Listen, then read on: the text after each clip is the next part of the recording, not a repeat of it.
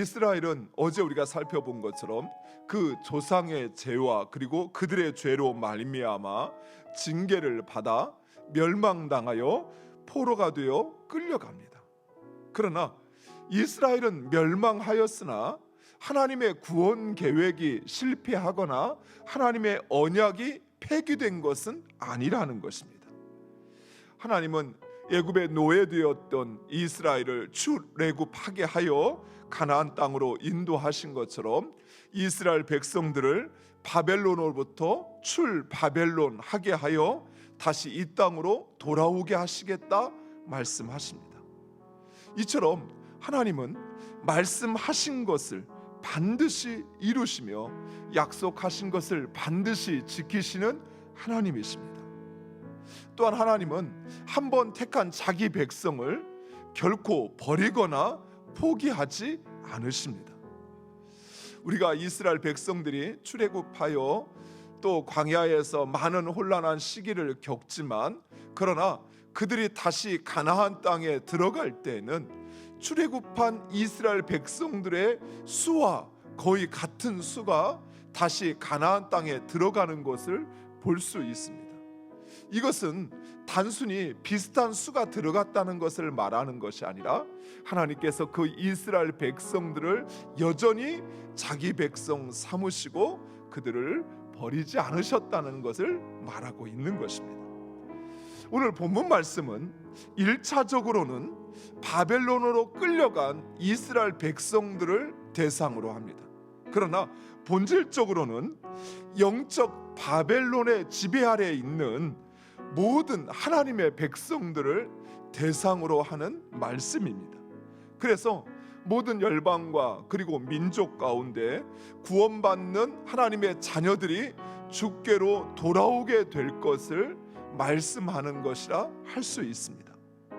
그래서 하나님은 오늘 본문에서 이제 출애굽의 하나님이 아니요 저 북방과 그리고 출바벨론의 하나님이 되신다라고 말씀하고 있습니다.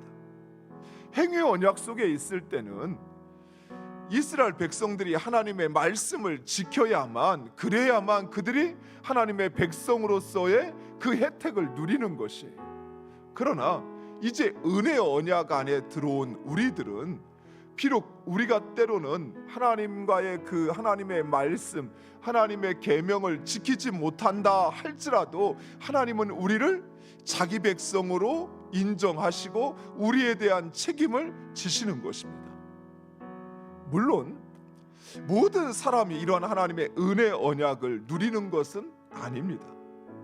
은혜 언약에 참여할 수 있는 사람은 우리의 구원자이신 예수 그리스도의 부활, 죽음과 부활을 믿는 자들입니다.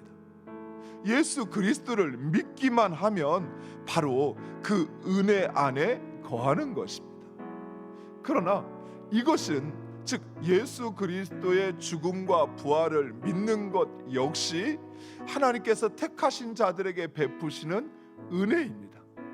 그래서 이미 은혜를 받은 자들이 예수 그리스도가 나를 위하여 죽으셨고 나를 위하여 부활하셨음을 믿고 그것을 입으로 시인하는 것입니다.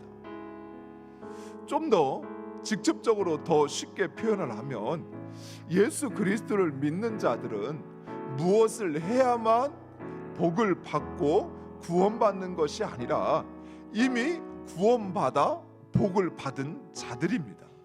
그래서 하나님께서 내려주시는 그 은혜를 누리기만 하면 되는 것입니다.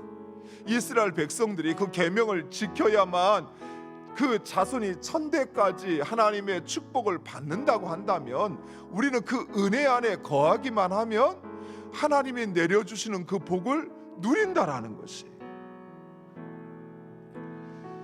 우리는 하나님의 백성이라는 사실을 여러분이 진정 고백하신다면 그 하나님의 백성답게 살아가시기를 간절히 축원드립니다. 하나님, 그분을 나의 피난처로 삼으셔요. 그분을 나의 힘과 요새로 삼으셔요. 그리고 성령의 인도하신 가운데 매일매일 나를 복종시키고 순종하는 여러분 되시기를 간절히 축원드립니다.